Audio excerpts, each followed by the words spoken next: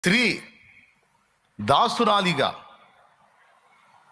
సేవ చేసిద్ది, భర్తకి వెట్టి చాకిరీ చేస్తుంది, ఇసిగించుకున్న భరించిద్ది, తృణీకరించిన తిట్టిన సహించిద్ది, ఒక పట్టాన అతన్ని విడిచిపోదు, అతనికి బాగున్నా బాగలేకపోయినా సేవ చేసిద్ది, భర్తతో పాటు కష్టపడి పనిచేస్తూ ఇద్దరూ చెరొక ఉద్యోగం చేసుకుంటూ ఇంటికి వచ్చిన తర్వాత భర్త మంచం ఎక్కి హాయిగా పండుకుంటే బయట డ్యూటీకి వెళ్ళి ఎంత చాకిరీ చేసిందో మళ్ళీ అంత చాకిరీ ఇంటికాడ చేసిద్ది.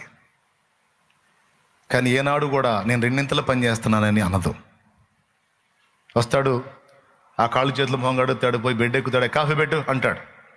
మరి ఆమె కూడా నీతో పాటు చాకిరీ చేసిందిగా, ఆమె కూడా అనాలిగా కాఫీ పెట్టు అని. ఎవరికనిద్ది? ఎవరు తెచ్చిస్తారు? చేసిద్ది. పాత్రలన్నీ బయట వేసుకొని తోమిద్ది, లేకపోతే ఆ పని ఏదో పురమాయించిద్ది, అన్నీ రెడీ చేసిద్ది, ఫుడ్ రెడీ చేసిద్ది, పిల్లల్ని రెడీ చేసుకుంటుంది, పొద్దున్నే లేచిద్ది. నువ్వు అన్నీ ఆఫీస్కి వెళ్ళేదానికి ముందు అన్ని పెత్తనాలన్నీ చేస్తావు, కానీ ఆమె పిల్లల్ని రెడీ చేసుకొని నీకు ఫుడ్ రెడీ చేసి వస్త్రాలు రెడీ చేసి అన్ని పనులు చేసి నీతో పాటు మళ్ళా చస్తా బతుకుతా పరిగెత్తిద్ది. ఈ రకంగా పోల్చుకుంటే అటు పిల్లలకి ఇటు భర్తకి మొత్తానికి ఒక దాసురాల్లాగా అంకితమై సేవ చేసిద్ది స్త్రీ. అందుకే భార్య లేని ఇల్లు, అమ్మ లేని ఇల్లు దీపం లేని ఇంటిలాగా మారిపోయింది.